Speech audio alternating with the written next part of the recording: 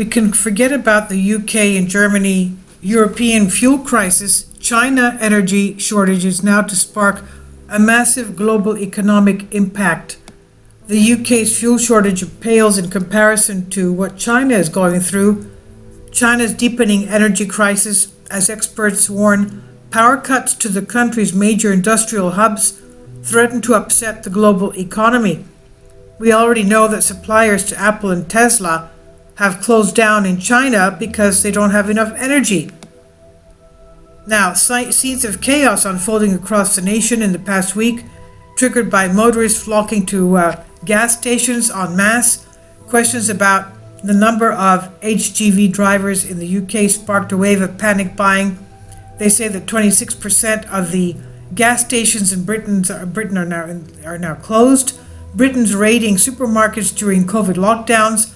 Experts, however, argued the situation is nothing compared to China's energy shortages, which have affected as many as 20 provinces in the past month.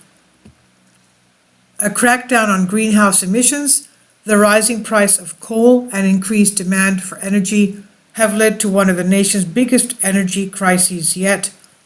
China's industrial hubs, especially, have borne the brunt of the outages, with officials in Guangdong province urging businesses to limit their power usage. They have power rationing there, as we know. Some producers are working by, believe it or not, candlelight to keep working. Please support my Patreon account since YouTube has again demonetized my YouTube channel. The daily posts are 5 videos daily, and they are totally different from what I have on my YouTube channel.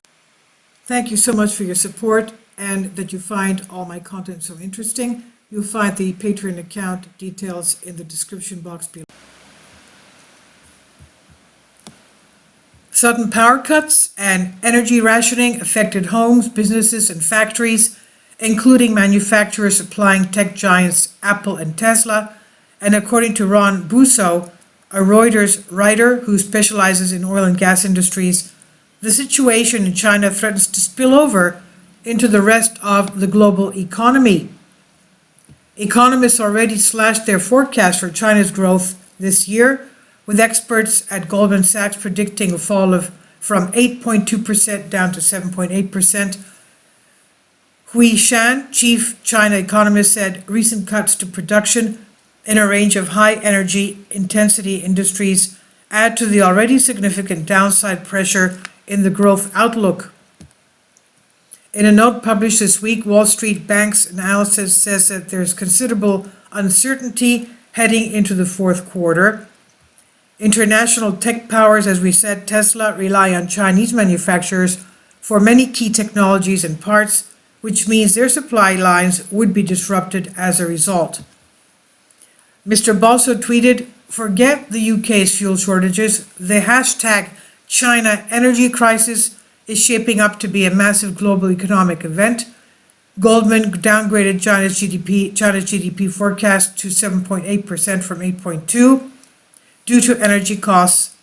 And in a follow-up tweet, he said, "And now Citi, meaning Citibank, has trimmed its hashtag China growth forecast for the next year to 4.9% from 5.5%, citing spillover from the woes of embattled property giant Evergrande." We know that it's going to go bust from its if China as a communist country doesn't help it, and predicted policymakers would deliver more interest rates reduction.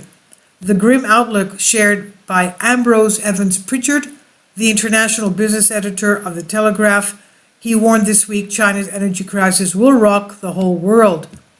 He said China's energy crunch is happening for much the same reasons as in Europe. COVID upset the rhythms of the global fuel market, the weather was extreme, drought hit hydropower, and the hot summer boosted air conditioning. The result was an explosion in demand for coal and gas. About 56% of the Chinese economy is powered by coal, so the country is the world's leading consumer of fossil fuel. China, though, is a signatory of the Paris Climate Agreement, and that means it has committed to reducing its greenhouse emissions. President Xi Jinping announced the country will transition to a net zero economy by the year 2060. And speaking at the UN General Assembly in New York last year, he said, "We aim to have CO2 emissions peak before 2030 and achieve carbon neutrality before 2060.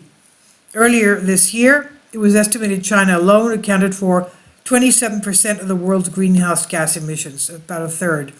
I thought it was 53% for one of the recent videos I posted from another article, from 52 cities, major cities in China. So this is from Sebastian Ketley on Express UK. Please leave your comments. Thank you for your support.